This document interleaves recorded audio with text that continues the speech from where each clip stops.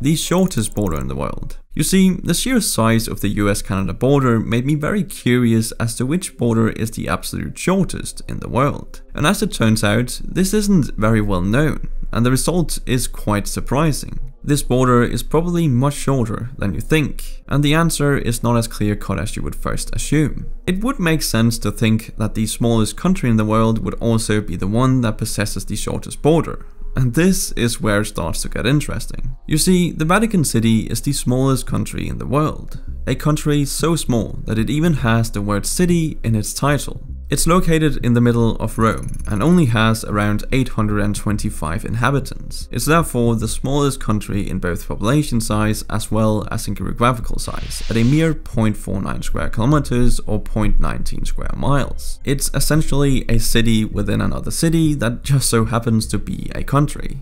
And because of this, it must surely have the shortest border in the world, right? Well, the Italy-Vatican border has a length of just 3.4 kilometers, meaning there's no doubt that it's extremely short. And the fact that this border takes first place as the world's shortest entire boundary would make it seem like the best bet in our search for the world's shortest border. But in actuality, it doesn't even come close. Because in our search for the shortest border possible, we can't limit our criteria to only entire boundaries, as that would leave out the most interesting and obscure short borders. So instead, we should look at singular stretches of borders. You see, in that case, we must look at two much larger countries to find the answer we're looking for.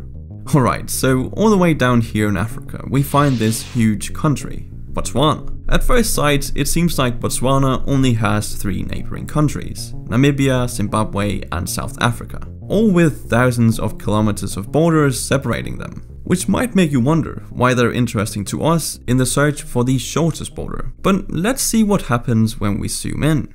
That's right, Namibia and Zimbabwe don't actually share a border. Instead, we find the Zambezi River that runs through 4 countries who share incredibly strange borders. Let's draw some borders so you can see what I mean. Alright, so what you're seeing right now is a border with 2 so-called tri-points on each side. This tiny area between the points, at only 150 meters or 490 feet wide, is what we, for now at least, can assign the title of the world's shortest border. Now, the history and background of this incredibly curious border are quite surprising, as the border you see here has a bridge going through it over the Zambezi River, which turns out to be the only direct passageway for transport and trade between Botswana and Zambia. But the interesting thing about this bridge is that instead of being straight, it's curved. This is because when planning and discussion of the bridge took place during the early 2000s, the Zimbabwean president Robert Mugabe wasn't on good terms with the 2 presidents of Botswana and Zambia, as they had criticized his political ways. Therefore, he denied them access to build on his grounds out of spite. In order to circumvent this, Botswana and Zambia decided to build the bridge so that it curved around the border of Zimbabwe to avoid interfering with it. Which is honestly pretty hilarious. But going back to the tri-points, we find something quite unique. You see, tri-points are locations where the borders of 3 countries meet. In this case, the tri-points are formed by Namibia, Zambia and Botswana, as well as Zambia, Botswana and South Africa. Which isn't especially unique on its own, since there are 176 tri-points across the globe. However, it begins to get a lot more interesting when you consider the fact there was a possibility the current shortest border in the world once didn't exist. You see, South Africa used to have control over Namibia in the 20th century, and back in the 1970s, South Africa claimed there was a quadrupoint where Zambia and Botswana share a border today. A quadrupoint is, as the name suggests, a geographical point where 4 borders meet, which is something we don't have in any other place on Earth. Meaning this could have been the only quadrupoint in the world. But it would also mean the shortest border would have never existed. And even though the location is now definitely considered a border and not a quadrupoint, it actually still holds the title for something remarkable, being the only double tri-point among countries in the whole world. It's honestly pretty incredible to find a place that holds the title for both the shortest international border and only double tri-point at the same time. But hold on a minute, what if I told you there might be a possibility that an even shorter border exists? Let me elaborate. Because if we stretch our criteria for an international border between sovereign states just a tiny bit, well, in that case, there may in fact be an even shorter border than the one we just covered. You see, when discussing borders, we also need to consider exclaves. Exclaves are parts of a certain country that is separated from the home country and surrounded by another country geographically. An example of this is the American state of Alaska, that isn't connected to the US, but is instead surrounded by Canada as well as the Russian Bering Strait. Now, Alaska definitely doesn't have the smallest border in the world, but if we take a look at the Mediterranean Sea instead, we find something interesting. Because here, you'll find Morocco. And along the northeastern coast of Morocco, you can see small pieces of land sticking into the sea. But these pieces of land are not owned by Morocco. The two most notable of which are Melilla and Ceuta. You see, Spain conquered Melilla and Ceuta during the 15th and 17th centuries, which wasn't uncommon back then, but as time progressed and Morocco became independent in 1956, they wished to reclaim the land from Spain. However, Spain has denied these requests and still holds on to this land today. Which means this may be the last case of ongoing European colonialism in Africa.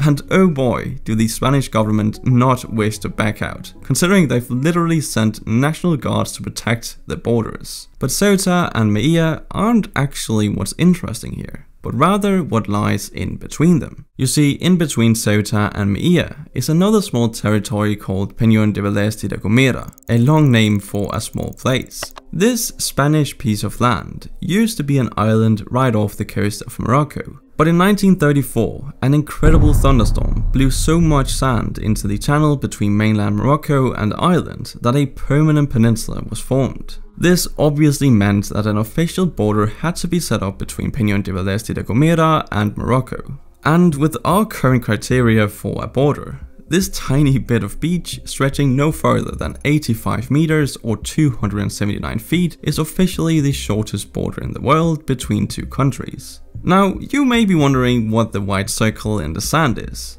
Well, this place is so small that the inhabitants of the peninsula must be flown to and from the territory by helicopter, which has to land on a little makeshift landing pad on the sand. But with all this discussion over who the small peninsula really belongs to, you may be wondering why Morocco hasn't simply lifted the border and reclaimed what is rightfully theirs. And well, the answer is pretty surprising. Or maybe not.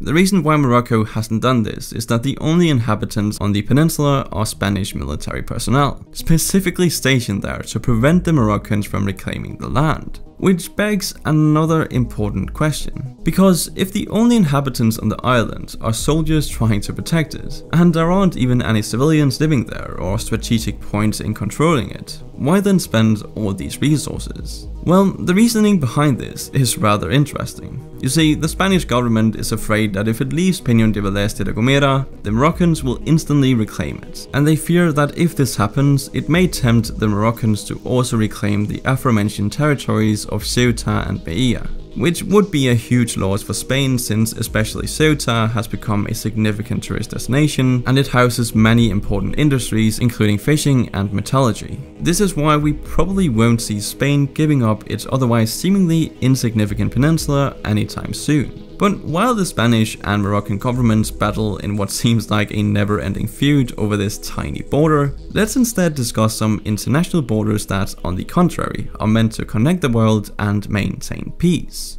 I am of course talking about embassies. Most countries have embassies that are located in other countries of the world. And interestingly, the ground upon which these embassies stand is regarded as part of the home country.